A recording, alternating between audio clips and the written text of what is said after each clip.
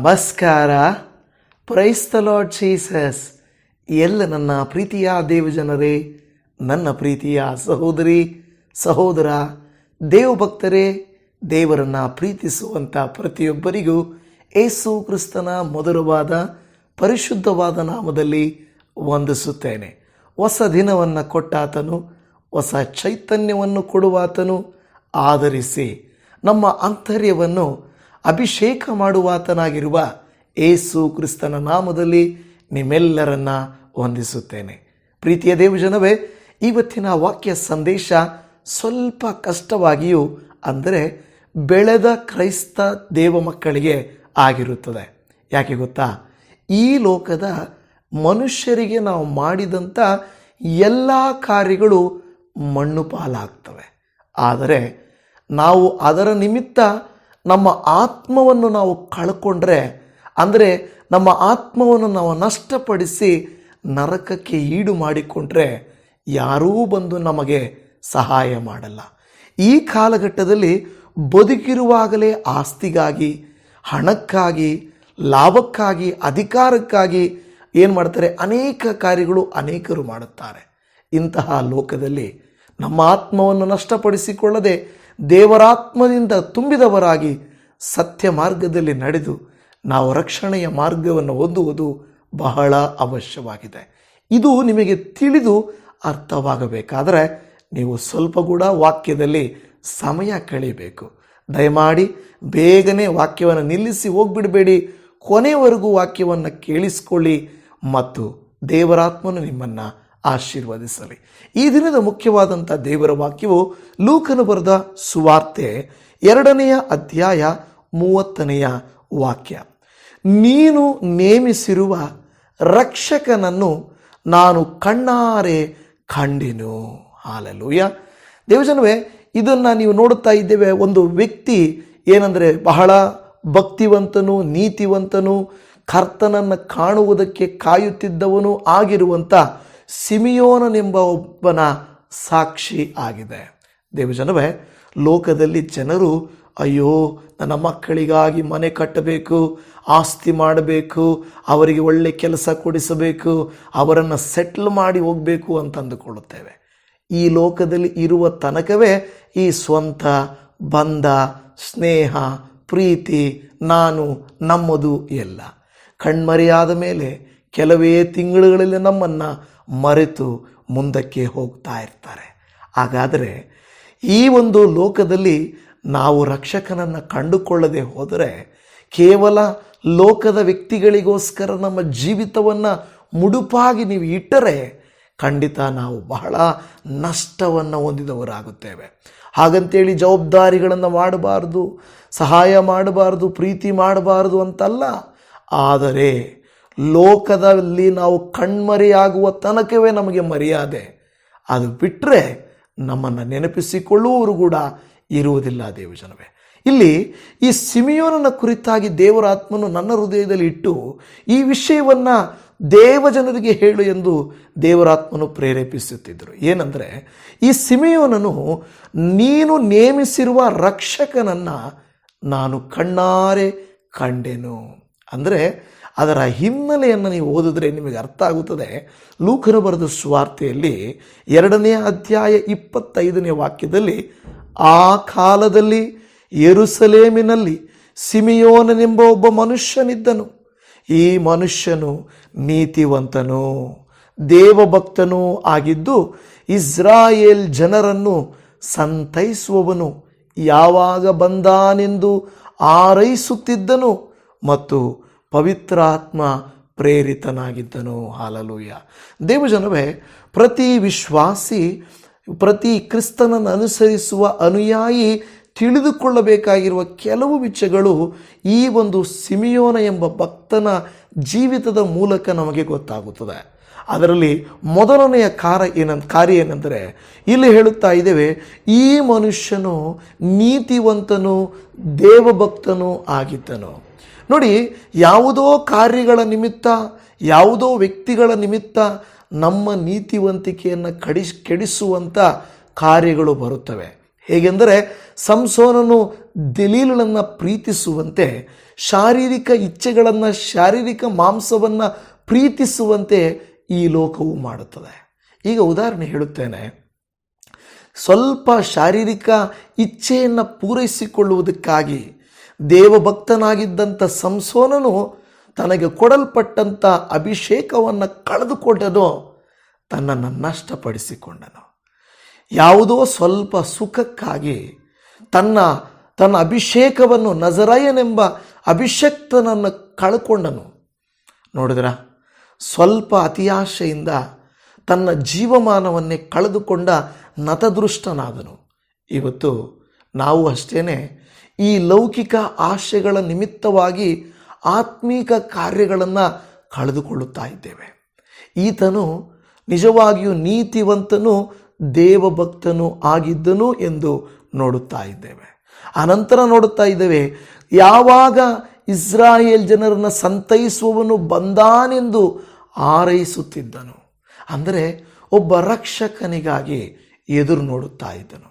ಇವತ್ತು ನಾನು ನಿಮ್ಮಲ್ಲಿ ಕೇಳುತ್ತೇನೆ, ನೀವು ನಿಮ್ಮ ಆತ್ಮ ರಕ್ಷಕನನ್ನು ಹಾರೈಸುತ್ತಿದೆಯಾ?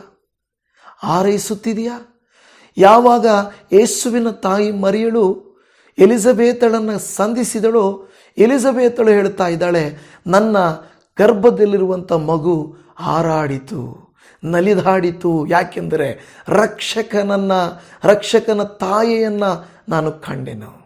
ಇವತ್ತು ಯೇಸು ಸ್ವಾಮಿಯನ್ನು ನಿಮ್ಮ ಹೃದಯದಲ್ಲಿ ಅಂಗೀಕಾರ ಮಾಡಿಕೊಳ್ಳಲಿಕ್ಕೆ ಸಿಮೆಯೋನನ ಹೃದಯದಂತೆ, ಎಲಿಜಬೇತಳ ಹೃದಯದಂತೆ ಹಾರಾಡುತ್ತಿದೆಯಾ?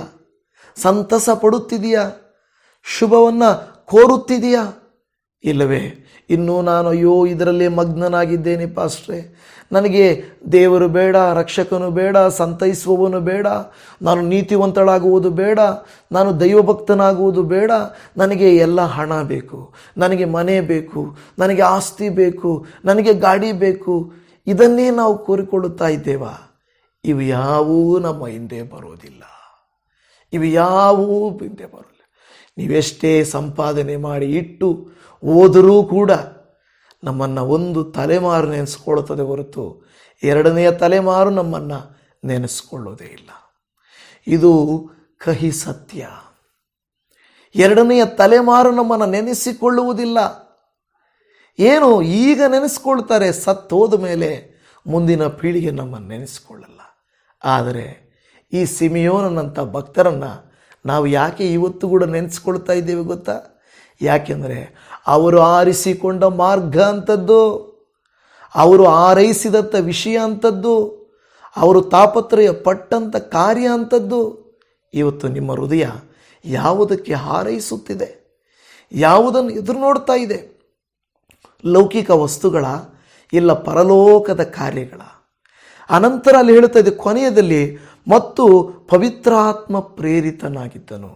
ಯಾರು ದೈವ ಪ್ರೇರಿತರಾಗಿರುತ್ತಾರೋ, ಯಾರು ಪವಿತ್ರಾತ್ಮ ಪ್ರೇರಿತರಾಗಿರುತ್ತಾರೋ ಅವರು ಸತ್ಯವನ್ನು, ನಿತ್ಯವಾದದ್ದನ್ನು, ರಕ್ಷಕನನ್ನು, ಯುಗ ಯುಗಾಂತರಗಳಿಗೂ ಇರುವುದನ್ನು ಅವರು ಬಯಸುತ್ತಾರೆ. ಇವಾಗ ನೀವು ಹೇಳಿರಿ, ನಿಮ್ಮ ಮನಸ್ಸು, ನಿಮ್ಮ ಜೀವಿತ ಪವಿತ್ರಾತ್ಮ ಪ್ರೇರಿತವಾಗಿದಾ? ದೈವ ಪ್ರೇರಿತವಾಗಿದೆಯಾ? ಇಲ್ಲವೇ ಸಣ್ಣ ಪುಟ್ಟ ಕಾರ್ಯಗಳಲ್ಲಿ ಒದ್ದಾಡುತ್ತಿದ್ದೀರಾ? ಇರಲಿ, ಕ್ಷಮಿಸಿ. ನೀವು ಹೇಳ್ಬೋದು, ಪಾಸ್ಟ್ರೆ ಅದೆಲ್ಲ ಏನು ಪಾಸ್ಟ್ರೆ, ಈಗಿನ ಪರಿಸ್ಥಿತಿ. ದೇವ ಮಕ್ಕಳೇ, ನಾನು ಹೇಳೋದು ನಿಮಗೆ ಅರ್ಥ ಆಗ್ತಾ ಇದೆಯೋ ಇಲ್ಲೋ ನನಗೆ ಗೊತ್ತಿಲ್ಲ. ಯಾಕೆಂದರೆ ನಾವು ಎಲ್ಲ ಕಷ್ಟಪಟ್ಟಿದ್ದು ನೀರು ಪಾಲಾಗ್ತದೆ, ನಾವು ಪ್ರಯಾಸ ಪಟ್ಟಿದ್ದೆಲ್ಲ ಹೋಗ್ಬಿಡ್ತದೆ. ಆದರೆ ನಮ್ಮ ಆತ್ಮ ನಮ್ಮ ರಕ್ಷಕನಾದ ದೇವರಲ್ಲಿ ಉಲ್ಲಾಸಗೊಳ್ಳುವುದು, ನಾವು ನೀತಿವಂತರಾಗುವುದು, ನಾವು ದೈವಭಕ್ತರಾಗುವುದು, ಪವಿತ್ರಾತ್ಮ ಪ್ರೇರಿತರಾಗುವಂಥದ್ದು, ನಮ್ಮನ್ನು ಸಂತೈಸುವ ಕರ್ತನನ್ನು ಕಾಣಬೇಕೆಂಬ ಹಂಬಲ ಹೊಂದಿರುವಂಥದ್ದು ಬಹಳ ಮುಖ್ಯ. ನಾವು ಯೇಸು ಸ್ವಾಮಿ ಶರೀರಧಾರಿಯಾಗಿ ಬಂದಾಗ ನಾವು ಕಣ್ಣಾರೆ ನೋಡಲಿಲ್ಲ, ಆದರೆ ಆತ್ಮಸ್ವರೂಪನಾದ ಯೇಸುವನ್ನು ಕಾಣಲಿಕ್ಕೆ ನಾವು ಯಾವಾಗಲೂ ತವಕ ಪಡುತ್ತಾ ಇರಬೇಕು. ಅಪ್ಪ, ನಿನ್ನನ್ನು ನೋಡಬೇಕು. ಮೋಶೆ ಭಕ್ತನ ಹೇಳುವಂತೆ, ದೇವರೇ ನಾನು ನಿನ್ನನ್ನು ನೋಡಬೇಕಪ್ಪ, ನಾನು ನಿನ್ನ ನೋಡಬೇಕು ಅಂತಾನೆ ಅಲ್ವಾ? ಹೊರತದೆ. ಅದೇ ರೀತಿಯಲ್ಲಿ ಯೇಸು ಸ್ವಾಮಿಯ ಸೇವೆಯ ಸಂದರ್ಭದಲ್ಲಿ ಬಾರ್ತಿಮೇಯನೆಂಬ ಆತನು ಅವನು ಬಂದು ಏನು ಕೇಳ್ತಾನೆ ಗೊತ್ತಾ? ಬಾರ್ತಿಮೇಯನಲ್ಲಿ ಬಂದು, ಬಾರ್ತಿಮೇಯ ನಿನಗೆ ಏನು ಬೇಕು ಅಂದಾಗ, ಸ್ವಾಮಿ ನನಗೆ ಕಣ್ಣು ಬೇಕು, ನಾನು ನಿನ್ನ ನೋಡಬೇಕಪ್ಪ ಅಂತಾನೆ. ಬರೀ ಕಣ್ಣು ಬೇಕು ನನಗೆ ಅಂತ ಕೇಳಲಿಲ್ಲ, ನಾನಿನ್ನನ್ನು ನೋಡಬೇಕಪ್ಪ ಅಂತಾನೆ. ಹಲ್ಲೆಲೂಯಾ. ದೇವಜನವೇ, ಬರೀ ಕಣ್ಣು ಬೇಕು ಅನ್ನುವಂಥದ್ದು ಸ್ವಾರ್ಥ, ನಾನು ನಿನ್ನ ನೋಡಬೇಕಪ್ಪ ಅನ್ನುವಂಥದ್ದು ನಿಸ್ವಾರ್ಥ. ಇವತ್ತು ಅಪ್ಪ ನೀನೇನು ಕೊಡ್ತೀಯ ದೇವರೇ, ನನಗೆ ಏನು ಸಹಾಯ ಮಾಡ್ತೀಯಪ್ಪ ಅಂತ ಕರ್ತನ ಹತ್ರ ಬರಬೇಡ್ರಿ. ಅಪ್ಪ ನಾನು ನಿನ್ನ ನೋಡಬೇಕಪ್ಪ, ನಿನ್ನ ಪ್ರೀತಿಯನ್ನು ಅನುಭವ ಮಾಡಬೇಕಪ್ಪ. ಹೇಗೆ ಸಿಮಿಯೋನನು ನೀನು ನೇಮಿಸಿರುವ ರಕ್ಷಕನನ್ನು ನಾನು ಕಣ್ಣಾರೆ ಕಂಡೆನು ಎಂದು ಹೇಳುತ್ತಾನೋ, ಬಾರ್ತಿಮೇಯನು ಹೇಳಿದ ಹಾಗೆ ನಾನಿನ್ನು ನೋಡಬೇಕಪ್ಪ ಎನ್ನ ಹಾಗೆ ನೀವು ನಾನು ರಕ್ಷಕನ ಕಾರ್ಯಗಳನ್ನು, ರಕ್ಷಕನನ್ನು ನೋಡುವುದಕ್ಕೆ ತಾಪತ್ರಯ ಪಡುವಂಥವರಾಗಿರಬೇಕು. ಹಲ್ಲೆಲೂಯಾ. ಎಂಥ ಒಂದು ಮಾತು! ಆ ರೀತಿಯಾಗಿ ಯಾಕೆ ಈ ರೀತಿಯಾಗಿ ಅವನು ಕಾಯುತ್ತಿದ್ದನಂತ ಹೇಳಿದರೆ 26ನೇ ವಾಕ್ಯದಲ್ಲಿ, ಲೂಕ 2:26ರಲ್ಲಿ, ಇದಲ್ಲದೆ ಕರ್ತನು ಕಳುಹಿಸಬೇಕಾದ ಕ್ರಿಸ್ತನನ್ನು ಕಾಣುವುದಕ್ಕಿಂತ ಮುಂಚೆ ನೀನು ಸಾಯುವುದಿಲ್ಲವೆಂದು ಪವಿತ್ರಾತ್ಮನ ಮೂಲಕ ಅವನಿಗೆ ದೈವೋಕ್ತಿ ಉಂಟಾಗಿತ್ತು. ಯಾರ ಮೂಲಕವಾಗಿ ದೈವೋಕ್ತಿ? ಪವಿತ್ರಾತ್ಮನ ಮೂಲಕವಾಗಿ ದೈವೋಕ್ತಿ ಉಂಟಾಗಿತ್ತು. ನೋಡಿ, ಇವತ್ತು ನಾನು ನಿಮಗೆ ಹೇಳುವ ವಿಷಯ ಏನೆಂದರೆ, ಪವಿತ್ರಾತ್ಮ ಭರಿತರಾಗುವುದು, ದೈವ ಭಕ್ತರಾಗುವುದು, ದೈವೋಕ್ತಿಯನ್ನು ಹೊಂದುವುದು, ಇದೆಲ್ಲವೂ ದೇವರಿಂದ ನಡೆಯುವಂಥ ಕಾರ್ಯ. ಹಲ್ಲೆಲೂಯಾ. ದೇವರ ದೈವೋಕ್ತಿ ನಿಮಗೆ ಬೇಕು ದೇವಜನವೇ. ಮನುಷ್ಯರು ಏನು ಮಾತಾಡ್ತಾರೆ, ಏನು ಕುಗ್ಗಿಸ್ತಾರೆ, ಏನು ಹೀಯಾಳಿಸ್ತಾರೆ, ಏನು ವಿಭೇದಗಳನ್ನು ಮಾಡ್ತಾರೆ, ಹೇಗೆ ನಮ್ಮನ್ನು ಹೊಗಳುತ್ತಾರೆ, ಇದೆಲ್ಲ ನೀವು ಚಿಂತೆ ಮಾಡೋಕ್ಕೆ ಹೋಗಬೇಡಿ. ಇವತ್ತು ಹೊಗಳುವವರೇ ಹಿಂದ್ಗಡೆ ಹೋಗಿ ತೆಗಳುತ್ತಾರೆ.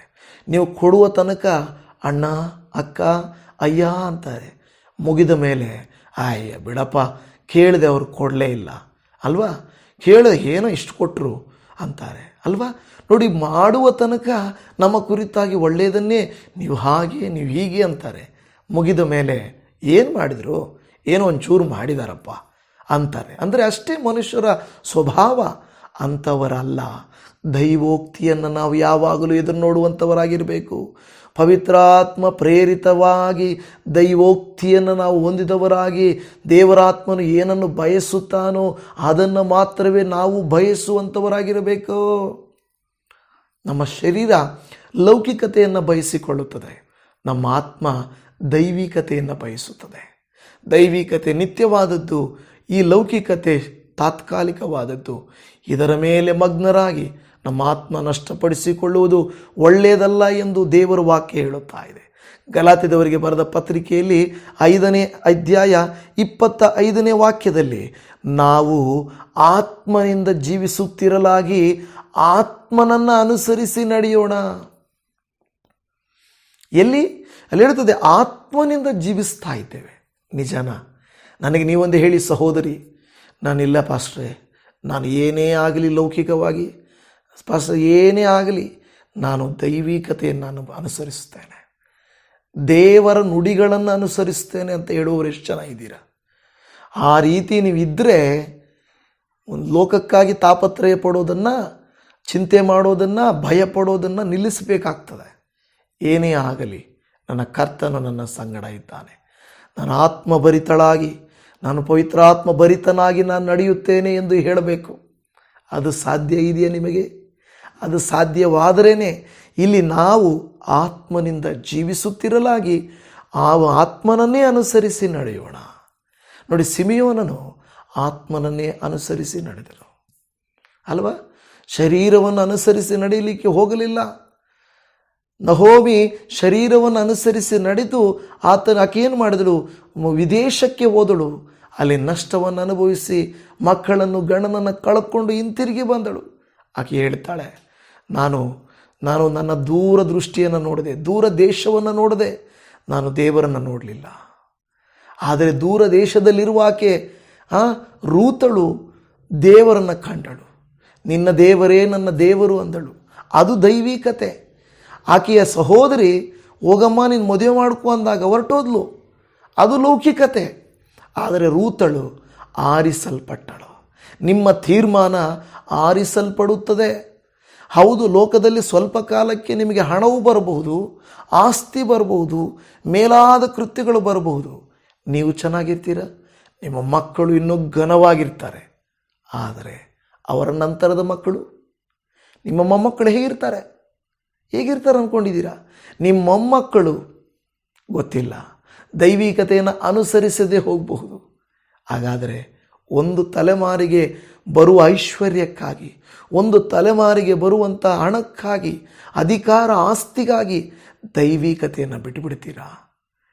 ನಾವು ಬಡವರಾಗಿದ್ದರೂ ಪರವಾಗಿಲ್ಲ, ನಾವು ಕಷ್ಟದಲ್ಲಿದ್ದರೂ ಪರವಾಗಿಲ್ಲ, ನಾವು ಕರ್ತನಲ್ಲಿರುವುದು ಬಹಳ ಮುಖ್ಯ. ಅದು ಬಹಳ ಮುಖ್ಯ. ನೀವು ನಿಮ್ಮ ಕಣ್ಣಾರೆ ನಿಮ್ಮ ಮಕ್ಕಳು ಮೊಮ್ಮಕ್ಕಳು ಕೂಡ ದೈವಿಕತೆಯಲ್ಲಿರೋದು ನೋಡ್ತೀರಾ. ಆದರೆ ಯಾವಾಗ ಮನಸ್ಸಲ್ಲಿ ಒಂದಿಟ್ಟುಕೊಂಡು ನಮ್ಮ ಹತ್ರ ಒಂದು ಹೇಳ್ಬೋದು, ಅಯ್ಯ ಪಾಸ್ಟರ್ ನಾನು ತುಂಬ ಒಳ್ಳೆಯವಳು ಪಾಸ್ಟರ್, ಅಯ್ಯ ನಾನು ತುಂಬ ಒಳ್ಳೆಯವನು ಪಾಸ್ಟರ್, ನಾನು ಹಿಂಗೆಲ್ಲ ಮಾಡ್ತಾ ಇದ್ದೀನಿ, ನನಗೆ ಹಿಂಗೆ ಆಗ್ತಾ ಇದೆ ಅಂತ ಹೇಳಕ್ಕೆ ಹೋಗಬೇಡಿ. ಯಾಕೆಂದರೆ ನಮ್ಮಲ್ಲಿ ತಪ್ಪು ಮುಚ್ಚಿಟ್ಟು ನನ್ನ ಹತ್ರ ನೀವು ನನ್ನನ್ನು ಮೆಚ್ಚಿಸುವುದಕ್ಕೆ ಹೇಳಿ ನೀವು ಮಾಡೋದು ಇನ್ನೊಂದು ಮಾಡ್ತಾ ಇರ್ಬೋದು. ಅಯ್ಯ ನಾನು ತುಂಬ ಒಳ್ಳೆಯವನಯ್ಯ. ನನಗೆ ಹೇಳಬೇಕಾಗಿಲ್ಲ. ದೇವರಿಗೆ ಪವಿತ್ರಾತ್ಮ ಭರಿತರಾಗಿರಬೇಕು, ದೇವರ ದೈವೋಕ್ತಿಯನ್ನು ಕೇಳುವಂಥವರಾಗಿರಬೇಕು. ನಾವು ಆತ್ಮನಿಂದ ಜೀವಿಸುವವರಾಗಿ ಆತ್ಮನನ್ನೇ ಅನುಸರಿಸುವವರಾಗಿರಬೇಕು. ಆವಾಗ ನಮ್ಮ ಕಣ್ಣು ದೇವರನ್ನು, ನಮ್ಮ ಕಣ್ಣು ರಕ್ಷಕನನ್ನು, ನಮ್ಮ ಆತ್ಮ ಮನಸ್ಸು ರಕ್ಷಕನನ್ನು ಹಾರೈಸುತ್ತದೆ. ಏನು ಹಾರೈಸುವುದಂದರೆ, ನಿಮ್ಮನ್ನು ನೋಡಬೇಕಯ್ಯ ಒಂದು ಸಾರಿ, ನಿಮ್ಮ ಬಳಿಗೆ ಒಂದು ಸಾರಿ ಬರಬೇಕಯ್ಯ ಅಂತಾರಲ್ವ, ಆ ರೀತಿಯಾಗಿ. ಅದಕ್ಕೆ ನಾನು ಕೇಳ್ತಾ ಇದ್ದೇನೆ, ಜನವರಿ 26ನೇ ತಾರೀಕು ಈ ತಿಂಗಳು ದಯಮಾಡಿ ಆ್ಯನಿವರ್ಸರಿ ಇದೆ. ನಿಮಗೆ ಈ ಸೇವೆಯಿಂದ ಏನಾದರೂ ಪ್ರಯೋಜನ ಆಗಿದ್ದರೆ, ನಾವು ಮಾಡೋ ಸೇವೆಯಲ್ಲಿ ಪಾಲುದಾರಿಕೆಯಾಗಬೇಕಾಗಿದ್ದರೆ ದಯಮಾಡಿ ಟೈಮ್ ತಗೊಂಡು ಜನವರಿ 26ನೇ ತಾರೀಕು ನಮ್ಮ ಆ್ಯನಿವರ್ಸರಿಗೆ ಬರಬೇಕಾಗಿ, ಬಿಲ್ಡಿಂಗ್ ಹತ್ರ ಬರಬೇಕಾಗಿ ನಿಮ್ಮೆಲ್ಲ ಮನವಿ ಮಾಡಿಕೊಳ್ಳುತ್ತಾ ಇದ್ದೇನೆ. Please welcome. ಸೊ ಈಗ ಮುಂದೆ ಅದೇ ಗಲಾತ್ಯದವರಿಗೆ ಬರೆದ ಪತ್ರಿಕೆ 5ನೇ ಅಧ್ಯಾಯದ 16ನೇ ವಚನವನ್ನು ನಾವು ನೋಡುವುದಾದರೆ, ನಾನು ಹೇಳುವುದೇನೆಂದರೆ ಪವಿತ್ರಾತ್ಮನನ್ನು ಅನುಸರಿಸಿ ನಡೆದುಕೊಳ್ಳಿರಿ, ಆಗ ನೀವು ಶರೀರ ಭಾವದ ಅಭಿಲಾಷೆಗಳನ್ನು ಎಷ್ಟು ಮಾತ್ರಕ್ಕೂ ನೆರವೇರಿಸುವುದಿಲ್ಲ. ನೋಡಿದ್ರ, ಈಗ ನಾನು ಯಾಕೆ ಹೇಳ್ತಾ ಇದ್ದೀನಿ, ನೀವು ಚೆನ್ನಾಗಿರಬಾರ್ದು, ಹಣ ಮಾಡಬಾರ್ದು, ಮನೆ ಕಟ್ಟಬಾರ್ದು, ನೀವು ಚೆನ್ನಾಗಿ ಜೀವಿಸಬಾರ್ದು ಅಂತ ನಾನು ಹೇಳ್ತಾ ಇಲ್ಲ. ಅದೆಲ್ಲ ಮಾಯೆ. ದೇವರು ಕೊಟ್ಟರೆ ಜೀವನ ಮಾಡಿರಿ, ಬೇಡ ಅಂತ ನಾನು ಹೇಳಲ್ಲ, ಖುಷಿಯಾಗಿರಿ. ಆದರೆ ಆ ಮೋಹದಲ್ಲಿ, ಆ ಸಂತೋಷದಲ್ಲಿ, ಆ ಕೆಲಸದಲ್ಲಿ, ಆ ಸಂಬಳದಲ್ಲಿ, ಆ ಮನೆ ಕಟ್ಟುವುದರಲ್ಲಿ, ಆ ಒಂದು ತಿಂದು ಕುಡಿದು ಸಂತೋಷ ಪಡುವುದರಲ್ಲಿ ಮಗ್ನರಾಗಿ ಅಲ್ಲೇ ಇರಬೇಡ್ರಿ. ಆತ್ಮಭರಿತರಾಗಿ ಜೀವಿಸಿರಿ. ಪ್ರತಿ ಹೆಜ್ಜೆ, ಪ್ರತಿ ಕಾರ್ಯದಲ್ಲಿ ತ್ಯಾಗಪೂರ್ವಕವಾಗಿಯೂ ದೈವಿಕವಾಗಿಯೂ ಆತ್ಮಿಕವಾಗಿಯೂ ನಾವು ಜೀವಿಸಿದರೆ ದೇವರು ನಮ್ಮನ್ನು ಇಷ್ಟಪಡುತ್ತಾರೆ. ಅದಕ್ಕೆ ಇಲ್ಲಿ ಹೇಳಿದ್ದು, ಶರೀರ ಭಾವದ ಅಭಿಲಾಷೆಗಳನ್ನು ಎಷ್ಟು ಮಾತ್ರಕ್ಕೂ ಆತ್ಮವು ಅಭಿಲಾಷಿಸುವುದಿಲ್ಲ, ನೆರವೇರಿಸುವುದಿಲ್ಲ. ಪವಿತ್ರಾತ್ಮನನ್ನು ಅನುಸರಿಸಿ ನಡೆದುಕೊಳ್ಳಿರಿ. ಹಾಲೆಲೂಯ. ಎಷ್ಟು ಜನರಿಗೆ ಎಷ್ಟು ಅರ್ಥ ಆಯಿತು ನನಗೆ ಗೊತ್ತಿಲ್ಲ ದೇವಜನವೇ, ಆದರೆ ದಯಮಾಡಿ ಅರ್ಥ ಮಾಡಿಕೊಳ್ಳಿ. ಆತ್ಮಭರಿತರಾಗಿ ನಡೆದುಕೊಳ್ಳ್ರಿ. ನಿಮ್ಮಲ್ಲಿ ಅಭಿಷೇಕ ಇರಲಿ. ಯಾವುದು ನಿತ್ಯವೋದನ್ನು ಆರಿಸಿಕೊಳ್ಳಿರಿ, ಯಾವುದು ಸತ್ಯವೋದನ್ನು ಅನುಸರಿಸಿ ನಡೀರಿ, ಮಿಕ್ಕಿದ್ದೆಲ್ಲ ಹೋಗುತ್ತದೆ. ರೋಮಾಪುರದವರಿಗೆ ಬರೆದ ಪತ್ರಿಕೆಯಲ್ಲಿ ನಾವು 12ನೇ ಅಧ್ಯಾಯ 2ನೇ ವಾಕ್ಯದಲ್ಲಿ, ಇಹಲೋಕದ ನಡವಳಿಕೆಯನ್ನು ಅನುಸರಿಸದೆ ನೂತನ ಮನಸ್ಸನ್ನು ಹೊಂದಿಕೊಂಡು ಪರಲೋಕ ಭಾವದವರಾಗಿರಿ. ಹೀಗಾದರೆ ದೇವರ ಚಿತ್ತಕ್ಕನುಸಾರವಾದದ್ದು, ಅಂದರೆ ಉತ್ತಮವಾದದ್ದು, ಮೆಚ್ಚುಗೆಯಾದದ್ದು, ದೋಷವಿಲ್ಲದ್ದು ಯಾವುದೆಂದು ವಿಚಾರಿಸಿ ತಿಳಿದುಕೊಳ್ಳುವಿರಿ. ಇವತ್ತಿನ ಕಾಲಘಟ್ಟ ಹೇಗಾಗೋಗ್ಬಿಟ್ಟಿದೆ ಗೊತ್ತಾ? ಮೊನ್ನೆ ಒಂದು ಘಟನೆ ನಾನು ಓದಿದೆ. ಏನಂದರೆ, ಆ ತಂದೆಯ ಇನ್ಶೂರೆನ್ಸ್ ಹಣಕ್ಕೋಸ್ಕರವಾಗಿ ತಂದೆಯನ್ನು ಕೊಂದನು. ಇನ್ನು ಅದರಲ್ಲಿ ಒಂದು ವಿಚಿತ್ರವಾದಂಥ ಒಂದು ಘಟನೆ ಬಂದಿತ್ತು. ಒಬ್ಬನು ಕಾರಲ್ಲಿ ಪ್ರಯಾಣ ಮಾಡ್ತಾ ಇದ್ದಾನೆ. ಆ ಕಾರು ಏನಾಗೋಯ್ತು ಅಂದರೆ ಆ ಕಾರು ಬೆಂಕಿಗೆ ಆಹುತಿಯಾಗಿ ಸುಟ್ಟು ಹೋಗಿಬಿಟ್ಟಿದೆ. ಸುಟ್ಟು ಹೋಗಿದ್ದಕ್ಕೆ ಆ ಇನ್ಶೂರೆನ್ಸ್ ಹಣವು ಆ ವ್ಯಕ್ತಿಗೆ, ಆ ಕುಟುಂಬಕ್ಕೆ ಬಂದಿದೆ, ಅವರ ಮನೆಗೆ. ಆದರೆ ಆ ವ್ಯಕ್ತಿಯಿಂದ ಫೋನ್ ಕಾಲ್ ಬಂದಿದೆ ಇವ್ರ ಮನೆಗಳಿಗೆ. ಇದೇನು ಸತ್ತೋದವನು ಹೇಗೆ ಫೋನ್ ಮಾಡಲಿಕ್ಕೆ ಸಾಧ್ಯ? ಹೇಗಂದರೆ ಇವನು ಪ್ರಯಾಣ ಮಾಡುತ್ತಿದ್ದಾಗ ಯಾರೋ ಒಬ್ಬ ಆತನು ಲಿಫ್ಟ್ ಕೇಳಿದ್ದಾನೆ, ಒಬ್ಬ ಕುಡುಕ ಲಿಫ್ಟ್ ಕೇಳಿದ್ದಾನೆ. ಆ ಲಿಫ್ಟಲ್ಲಿ ಕಾರಲ್ಲಿ ಕೂರಿಸಿಕೊಂಡು ಪ್ರಯಾಣ ಮಾಡ್ತಾ ಇದ್ದಾಗ ಅವನು ಮತಿಹೀನನಾಗಿರುವಾಗ ಅವನಿಗೆ ಏನು ಮಾಡ್ತಾನೆ ಗೊತ್ತಾ, ಅವನ ಒಂದು ಬೆರಳಲ್ಲಿರುವ ಉಂಗುರ, ಕೆಲವು ಐಟಮ್ ಎಲ್ಲ ತೆಗೆದು ಇನ್ನೊಬ್ಬನಿಗೆ ಸಿನಿಮಾದಲ್ಲಿ ಮಾಡ್ತಾರಲ್ಲ ಧರಿಸಿಬಿಟ್ಟು ಅವನನ್ನು ಅದರೊಳಗೆ ಹಾಕ್ಬಿಟ್ಟು ಕಾರನ್ನೇ ಅವನೇನು ಮಾಡಿಬಿಡ್ತಾನೆ, ಬೆಂಕಿ ಹಚ್ಚಿಬಿಡ್ತಾನೆ. ಬೆಂಕಿ ಹಚ್ಚಿಬಿಟ್ಟು ಹಾಗಾದರೂ ಇನ್ಶೂರೆನ್ಸ್ ಅಮೌಂಟ್ ಬರುತ್ತೆ ಅಂತ ಇವನು ಎಸ್ಕೇಪ್ ಆಗಿಬಿಟ್ಟ. ಆದರೆ ನಂತರ ಪೊಲೀಸರು ಹಿಡಿದು ಪಾಪ ನೋಡಿ, ಇವನು ಹಣದಾಸೆಗೋಸ್ಕರ ಇನ್ನೊಬ್ಬನನ್ನು ಜೀವಂತವಾಗಿ ಸುಟ್ಟುಬಿಟ್ಟ. ಎಷ್ಟು ಕೆಟ್ಟದಲ್ವ ಲೋಕ. ಅಂದರೆ ಈ ರೀತಿಯಾಗಿ ಲೋಕದ ರೀತಿ ನೀತಿಗಳಲ್ಲಿ ನಡ್ಕೊಳ್ಳುತ್ತಾರೆ. ಇನ್ನು ಘಟನೆಗಳು ಹೇಳಕ್ಕೆ ಹೋದರೆ ಎಂಥ ಘಟನೆಗಳಿದ್ದಾವೆ ದೇಶ. ಆದರೆ ದೇವರು ನಿಮಗೂ ನನಗೆ ತಿಳಿಸುವುದೇನು ಗೊತ್ತಾ, ನೀವು ಏನಂದರೆ ಇಹಲೋಕದ ನಡವಳಿಕೆಯನ್ನು ಅನುಸರಿಸದೆ ನೂತನ ಮನಸ್ಸನ್ನು ಹೊಂದಿಕೊಂಡು ಪರಲೋಕ ಭಾವದವರಾಗಿರ್ರಿ. ಹೀಗಾದರೆ ದೇವರ ಚಿತ್ತಕ್ಕನುಸಾರವಾದದ್ದು ಯಾವುದು, ಉತ್ತಮವಾದದ್ದು ಯಾವುದು, ಮೆಚ್ಚುಗೆಯಾದದ್ದು ಯಾವುದು, ದೋಷವಿಲ್ಲದ್ದು ಯಾವುದೆಂದು ನೀವು ವಿವೇಚಿಸಿ ತಿಳ್ಕೊಳ್ಳುವಿರಿ. ಕರ್ತನು ನಿಮಗೂ ನನಗೂ ಹಾಗೆ ಸಹಾಯ ಮಾಡಲಿ. ನಾನು ಹೇಳುವುದಿಷ್ಟೇ ಪ್ರಿಯ ಜನವೇ, ದೇವರ ವಾಕ್ಯ ನಮಗೆ ಬೋಧಿಸುವುದಿಷ್ಟೇ. ನಾವು ಆತ್ಮಭರಿತರಾಗಿರೋಣ, ಪವಿತ್ರಾತ್ಮ ಪ್ರೇರಿತರಾಗಿ ನಡೆದುಕೊಳ್ಳೋಣ. ದೇವರು ನಿಮ್ಮನ್ನು, ನಿಮ್ಮ ಕುಟುಂಬಗಳನ್ನು ಹಾಗೆ ಆಶೀರ್ವಾದ ಮಾಡಲಿ. ಪ್ರಾರ್ಥಿಸೋಣ. ಪರಲೋಕದ ಪರಮ ತಂದೆಯಾದ ದೇವರೇ, ಸಿಮೆಯೋನನು ನಾನು ನನ್ನ ರಕ್ಷಕನಾದ ದೇವರನ್ನು ಕಣ್ಣಾರೆ ಕಂಡೆನು ಎನ್ನುತ್ತಿದ್ದಾನಪ್ಪ. ಎಲಿಜಬೇತಳು ಕಂಡಳು. ಅಪ್ಪ ಬರ್ತಿಮೆಯನು, ದೇಸುವೇ ಕರ್ತನೇ ನಾನು ನಿನ್ನನ್ನು ನೋಡಬೇಕು ಎಂದನಪ್ಪ. ಅಂದರೆ ಅವರೆಲ್ಲರೂ ಆತ್ಮಭರಿತರಾಗಿ ಆ ದೇವರ ಲೌಕಿಕವಾದದ್ದಲ್ಲದೆ ನಿತ್ಯವಾದದ್ದನ್ನು ನೋಡಲು ಬಯಸಿದರು ಕರ್ತನೆ. ಆದರೆ ಈ ಲೋಕದಲ್ಲಿ ಅನೇಕರು ಲೋಕದ ಕಾರ್ಯಗಳನ್ನು, ಸಂಸೋನನ ಹಾಗೆ ಶಾರೀರಿಕ ಸುಖವನ್ನು ನೋಡುವಂಥವರು ಆಗಿರುತ್ತಾರೆ. ದಯಮಾಡಿ ನೀವು ನಮಗೆ ಉಪಕಾರ ಮಾಡಿರಿಯಪ್ಪ. ನಶಿಸಿ ಹೋಗುವ ಈ ಲೋಕಕ್ಕಾಗಿ ಶರೀರಧಾರಿಗಳಾಗಿ ನಾವು ಕರ್ತನ ಇಷ್ಟಾನುಸಾರವಾಗಿ ಜೀವಿಸದೆ ನಿಮಗಾಗಿ ಶರೀರಾತ್ಮ ಪ್ರಾಣಗಳನ್ನು ನಿಮಗೆ ಸಮರ್ಪಣೆ ಮಾಡುವುದಕ್ಕೆ ಸಹಾಯ ಮಾಡಿರಿ. ಸಿಮೆಯೋನನಂತೆ ನಾವು ದೈವಿಕವಾಗಿಯೂ ಆತ್ಮೀಕವಾಗಿ ಬೆಳೆಯುವಂತೆ ಕೃಪೆಯನ್ನು ತೋರಿಸಿಕೊಡ್ರಿ ಅಪ್ಪ. ನಿನ್ನ ಆತ್ಮನಿಂದ ದೇವರೇ ಅಭಿಷೇಕಿಸಲ್ಪಟ್ಟು ನಿನ್ನನ್ನು ಅನುಸರಿಸಲ್ಪಟ್ಟವರಾಗಿ ನಡೆಯುವುದಕ್ಕೆ ನಮಗೆ ಸಹಾಯ ಮಾಡಿರಿ ದೇವ. ಈ ದಿನದ ಪ್ರಯಾಣಗಳಲ್ಲಿ ಇವರ ಜೀವಿತದಲ್ಲಿ, ಇವರ ಕುಟುಂಬದಲ್ಲಿ ಯಾವ ಜಗಳ, ಮನಸ್ತಾಪಗಳು, ಯಾವುದೇ ಕರ್ತನೆ ತೊಂದರೆಗಳು, ಯಾವ ದುಃಖವು, ಕಷ್ಟವು, ಕಣ್ಣೀರು ಬಾರದ ಹಾಗೆ ಕಾಪಾಡು ದೇವರೇ. ಮನನೊಂದ ಕಾರ್ಯಗಳನ್ನು ಮರೆತು ಹೋಗುವಂತೆ, ಇವರಿಗಾದಂಥ ನಷ್ಟಗಳನ್ನು ಮರೆತು ಹೋಗುವಂತೆ ಆಗಿರುವಂಥ ಬಿರುಕುಗಳನ್ನು ಮುಚ್ಚು ಸ್ವಾಮಿ. ಗಂಡ ಹೆಂಡತಿ, ಮಕ್ಕಳು, ತಂದೆ ತಾಯಿ, ಮಕ್ಕಳು, ಸಹೋದರ ಸಹೋದರಿಯರು, ಇವರ ಮಧ್ಯೆ ಪ್ರೀತಿ ವಾತ್ಸಲ್ಯಗಳು ಬರಲಿ ಸ್ವಾಮಿ. ನಿನ್ನನ್ನು ಅನುಸರಿಸಿ ನಡೆಯುವುದಕ್ಕೆ ಕೃಪೆಯನ್ನು ತೋರಿಸಿರಿ ದೇವಾ. ನೀನು ಇವರ ಕುಟುಂಬದ ಯಜಮಾನನಾಗಿ ಇವರ ಸಾಲಗಳನ್ನು ತೀರಿಸು, ಶರೀರದ ರೋಗಗಳನ್ನು ವಾಸಿ ಮಾಡು, ಗಾಯಗಳನ್ನು ಕಟ್ಟು, ಬಲಹೀನತೆಗಳನ್ನು ಕರ್ತನೆ, ಆಯಾಸವನ್ನು ಇರುವಂಥ ಎಲ್ಲ ಬಲಹೀನತೆಯನ್ನು ಯೇಸುವಿನ ನಾಮದಲ್ಲಿ ತೆಗೀರಿ ಕರ್ತನೆ. ನೀನು ತೆಗೀಲಿಕ್ಕೂ ಆರೋಗ್ಯ ಕೊಡಲಿಕ್ಕೂ ಶಕ್ತನಾದ ದೇವರು ನೀನಾಗಿರುವುದಕ್ಕಾಗಿ ಸ್ತೋತ್ರ. ಯೇಸುವಿನ ನಾಮದಲ್ಲಿ ಈ ಮೊರೆಯನ್ನು ಆಲಿಸಿದ್ದಕ್ಕಾಗಿ ಸ್ತೋತ್ರ ದೇವಾ. ಎಂದು ಬರ್ತಿಮೇನಂತ ಯೇಸುವೇ ಕರ್ತನೇ ನನ್ನನ್ನು ಕರುಣಿಸಪ್ಪ ಎಂದು ಅವರ ಮನವು ಕೂಗುತ್ತಿದೆಯಲ್ವಾ. ಆವಾಗ ನೀನು ಬರ್ತಿಮೇಯನೇ ನಿನಗೇನು ಬೇಕಪ್ಪ ಅಂದಾಗ ನಾನು ನಿನ್ನ ನೋಡಬೇಕಪ್ಪ ಎಂದು ಕರೆದ ಹಾಗೆ ದೇವರೇ, ನಾವು ನಿಮ್ಮನ್ನು ನೋಡಬೇಕು ಯೇಸುವೆ, ನಿಮ್ಮನ್ನು ದೃಷ್ಟಿಸಬೇಕು ಯೇಸುವೆ. ಲೋಕದ ಆಶೆಗಳಿಂದ ದೂರವಾಗಿ ನಿತ್ಯವಾದವುಗಳನ್ನು ಕಾಣುವಂತೆ ನಿಮ್ಮಲ್ಲಿ ನಮ್ಮನ್ನು ಅಭಿಷೇಕ ಮಾಡೆಂದು ಪ್ರಾರ್ಥನೆ ಮಾಡುತ್ತಾ ಇದ್ದೇವೆ. ಇವರ ಮಕ್ಕಳನ್ನು, ಮನೆಯನ್ನು ನೀನು ಅನುಗ್ರಹಿಸು. ಈ ವರ್ಷ ಇವರ ಕುಟುಂಬದಲ್ಲಿ ಶುಭ ಕಾರ್ಯಗಳು ನಡೆಯಲಿ, ಒಳ್ಳೆಯ ಕಾರ್ಯಗಳಿಗೆ ಕೈ ಹಾಕಲಿ, ದುಡಿದ ದುಡಿಮೆಯು ಕೈಯಲ್ಲಿ ನಿಲ್ಲಲಿ, ಸಾಲಗಳೆಲ್ಲ ತೀರಲಿ ಯೇಸುವಿನ ನಾಮದಲ್ಲಿ. ನಿನ್ನನ್ನೇ ನಂಬಿ ಬರುತ್ತಿರುವಂಥ ಇವರ ಜೀವಿತಗಳು ಅನುಗ್ರಹಿಸಲ್ಪಡಲಿ ಯೇಸುವಿನ ನಾಮದಲ್ಲಿ. ಧನ್ಯವಾದ ಯೇಸುವೆ. ಆತ್ಮೀಕವಾದಂಥ ಸಂದೇಶವನ್ನು ನಮಗೆ ಕೊಟ್ಟಿದ್ದಿ. ಎಷ್ಟು ಜನರು ಇದನ್ನು ನೋಡ್ತಾರೋ, ಒಂದು ವೇಳೆ ಇದನ್ನು ಬೇರೆಯವ್ರಿಗೆ ಕಳಿಸ್ತಾರೋ, ಅವರೆಲ್ಲರ ಮೇಲೆ ಕೃಪೆಯು ಆಶೀರ್ವಾದವು ನಿತ್ಯ ನಿರಂತರವಾಗಿರಲಿ. ಮೊರೆಯನ್ನು ಕೇಳಿದಕ್ಕಾಗಿ ನಿನಗೆ ಸ್ತೋತ್ರ. ನಮ್ಮ ಮೊರೆಗಳನ್ನು ಆಲಿಸುವಾತನು, ಸದುತ್ತರವನ್ನು ದಯಪಾಲಿಸಿ ಕೊಡುವಾತನು, ಉತ್ತರಿಸುವಾತನು ಆಗಿರುವಂಥ ಯೇಸುವಿನ ಮೊದಲವಾದ ನಾಮದಲ್ಲಿ ಪ್ರಾರ್ಥಿಸುತ್ತೇವೆ ಪರಮ ತಂದೆಯೇ. ಆಮೇನ್, ಆಮೇನ್, ಆಮೇನ್. ನನ್ನ ಪ್ರೀತಿಯ ದೇವಜನವೇ, ನಿಮ್ಮೆಲ್ಲರಿಗೂ ಶಲೋಮ್. ಕರ್ತನು ನಿಮ್ಮ ಸಂಗಡ ಇರಲಿ. ಆಮೇನ್.